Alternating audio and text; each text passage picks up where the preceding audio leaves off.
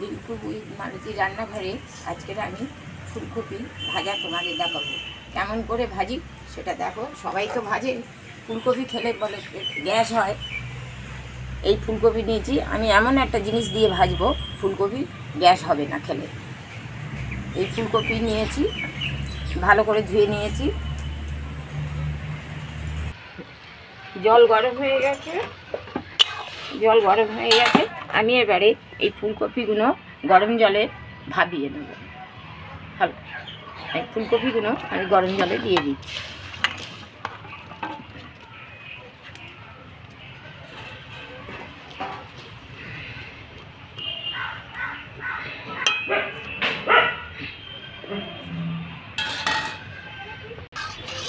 আর ফুলকপি সিদ্ধ হয়ে গেছে। হ্যাঁ, আমি এবারে ঢেলে ফেলবো। এবার নামিয়ে নেব।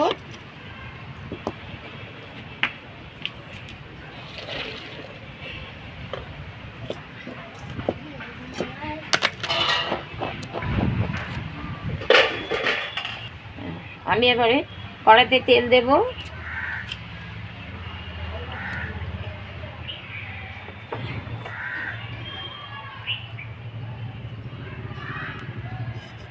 তেলেতে দুটো শুকনো লঙ্কা দিয়ে কুচি দেবো, একটু জিরে দিয়ে দেবো,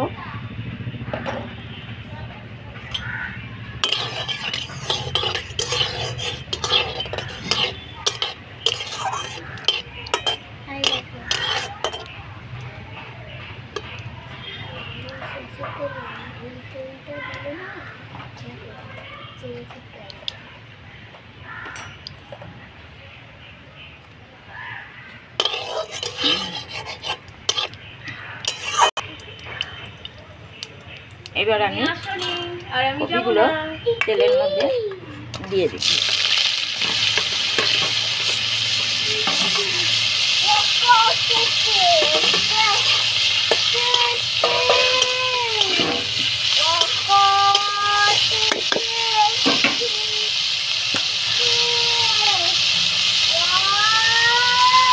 আমি হাফ চামচ লবণ দেবো।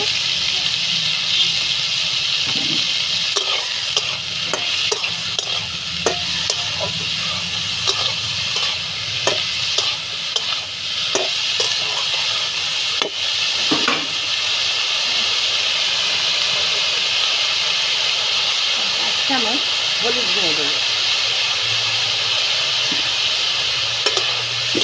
গরম জল,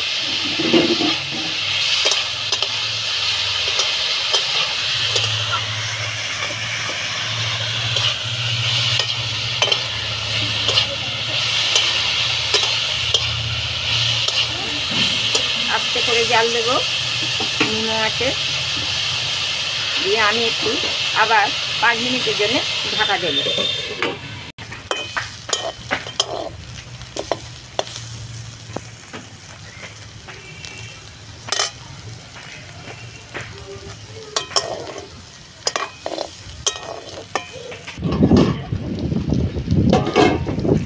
ভাজা হয়ে এসছে। আমি এবার অল্প হাফ চামচের মতন একটু চিনি দেবো, মিষ্টি যাতে না হয় এই স্বাদের মতন।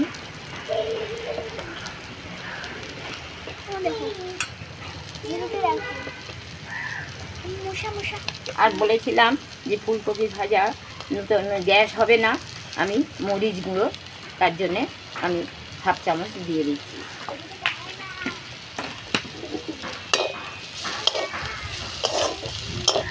এভাবে ভাজলে ফুলকপি খেলে মরিচ গুঁড়ো দিয়ে গ্যাস হবে।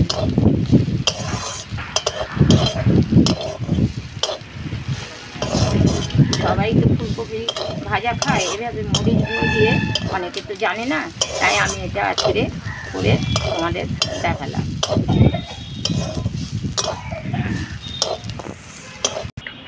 আমার ফুলকপি ভাজা হয়ে গেছে। আমার ফুলকপি ভাজা যদি ভালো লাগে তোমরাও তোমাদের বন্ধুবান্ধব, তোমাদের রিলেটিভের সঙ্গে শেয়ার করবে আর সাবস্ক্রাইব করবে, আর পাশে থাকা বেল নোটিফিকেশান ক্লিক করবে। আরও নিত্য নতুন রেসিপি আমি তোমাদের দেখাতে ভালো লাগবে। এইভাবে তোমরা বাড়িতে তৈরি করে খেয়ে কেমন লাগছে আমাকে জানাবে। ভালো থাকবে, সুস্থ থাকবে, সাবধানে থাকবে।